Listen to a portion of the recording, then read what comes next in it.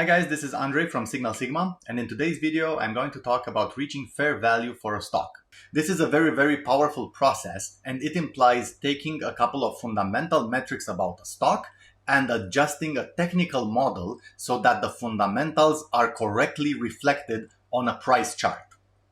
The way we do this is taking a couple of fundamental metrics, setting a price target, setting an EPS growth rate, and using these two values to adjust the technical model. You need to know a couple of things first about the stock, like the revenue, the gross margin, the valuation. And once we plug these metrics into a DCF model, we will get the two values that we are interested in so that we adjust the technical chart. When talking about the technicals of a stock, we need to understand two things. The short-term price action is determined by investor psychology and supply and demand for the shares. That's what drives the day-to-day and the week-to-week price fluctuation. But in the long term, what you see on our chart as the trend lines, these are determined by the EPS growth rate. Now, what that means is that when you take out investor psychology, when you take out valuations or the Fed or interest rates or headlines and every other aspect, what you are left with is the fundamental growth in EPS that a stock can deliver. This is what dictates the slope of its trading channel. The trading channel slope is also expressed as a percentage called compound annual growth rate.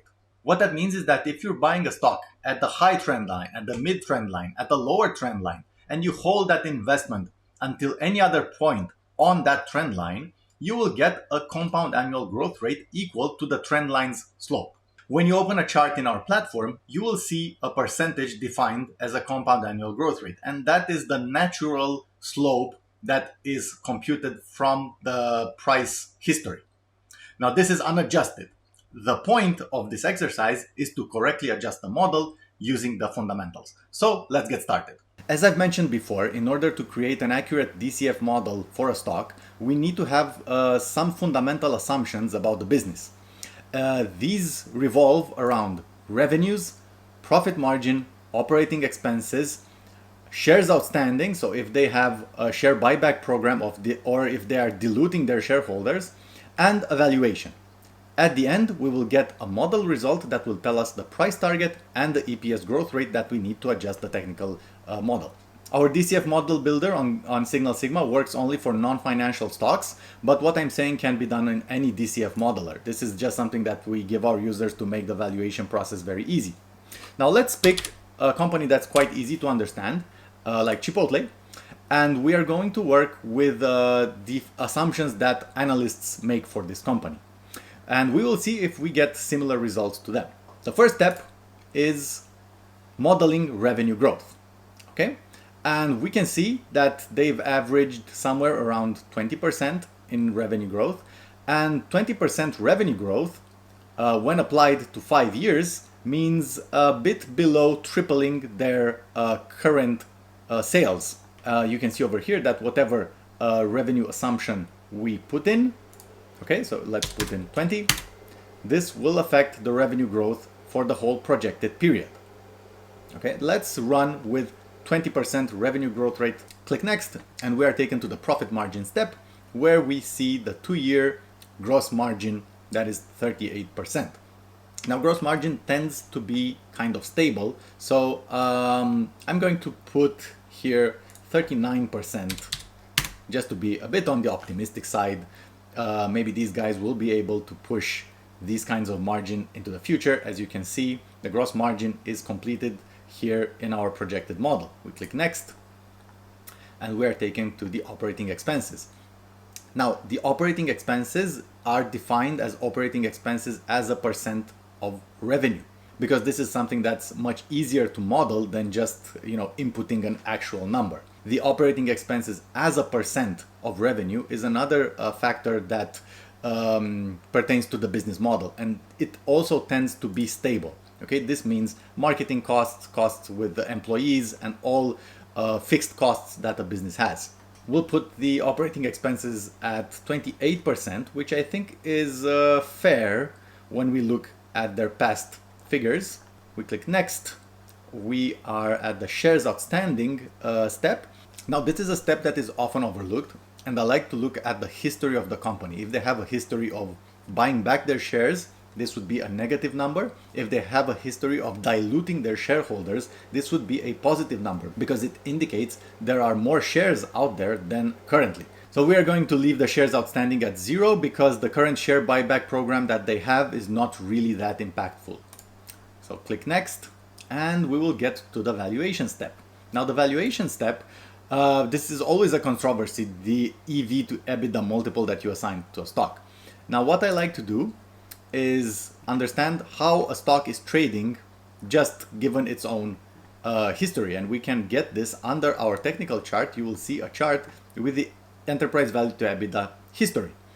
Now what that tells us is Chipotle has been highly valued in the past. They've had an EV to EBITDA multiple up to 76. When we come in closer to the present moment, we can see that their median EV to EBITDA is closer to 30.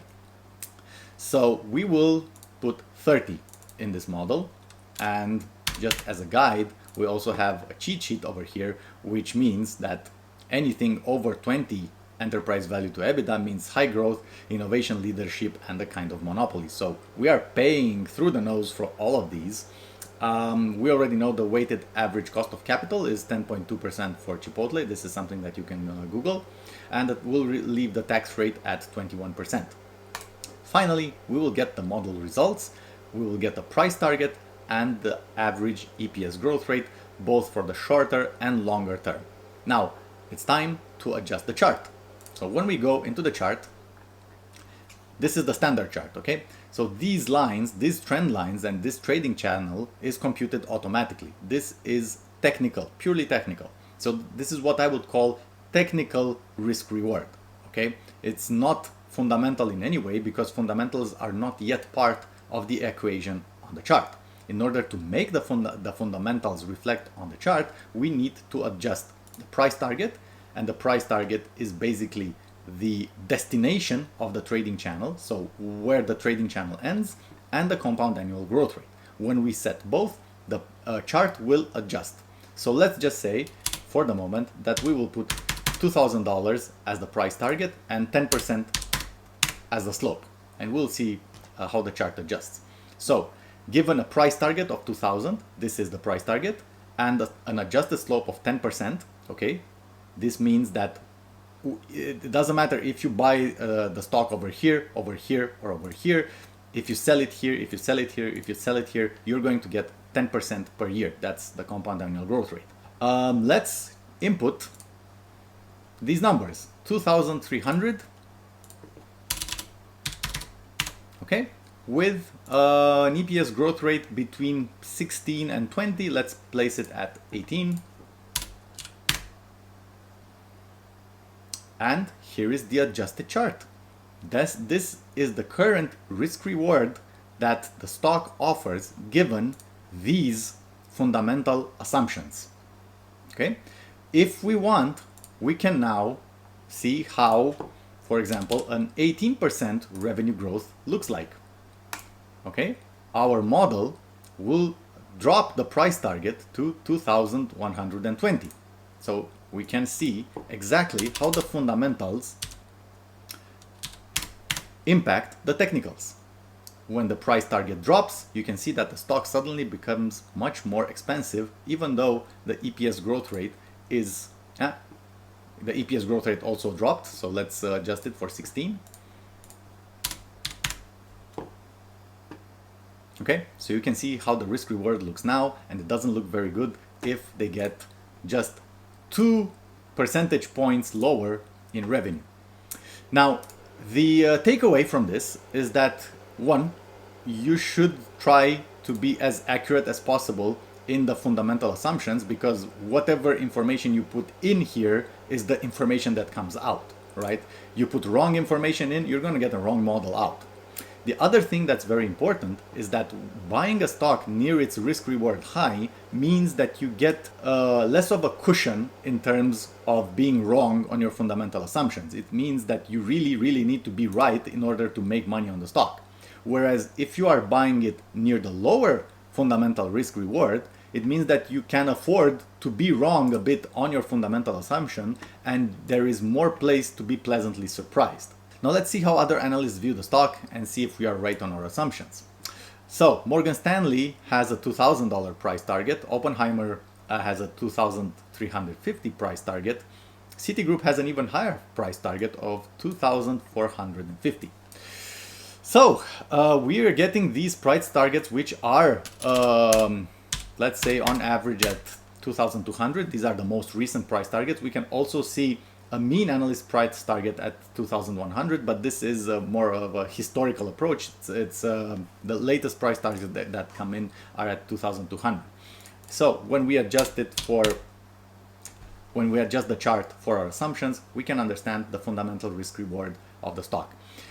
If you correctly do this, and if you manage to buy here and sell here, you're going to make a lot of money. And either way, this process is eye-opening when it comes to melding and to bringing together the fundamentals and the technicals. And we have built this instrument specifically to aid investors in reaching the fair value.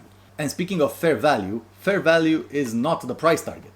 Fair value simply means where is the median point between these two trend lines, and we can see it as the median slope. Okay, so the median slope right now is 1,947. This is the fair value for Chipotle today. Now, given these fundamental assumptions, of course. Okay, this has been the tutorial. I hope you enjoyed. If you guys have any questions, leave them in the comments or write to me directly. And I hope you're gonna have a good time by using this method, and I hope it is profitable for you. Bye.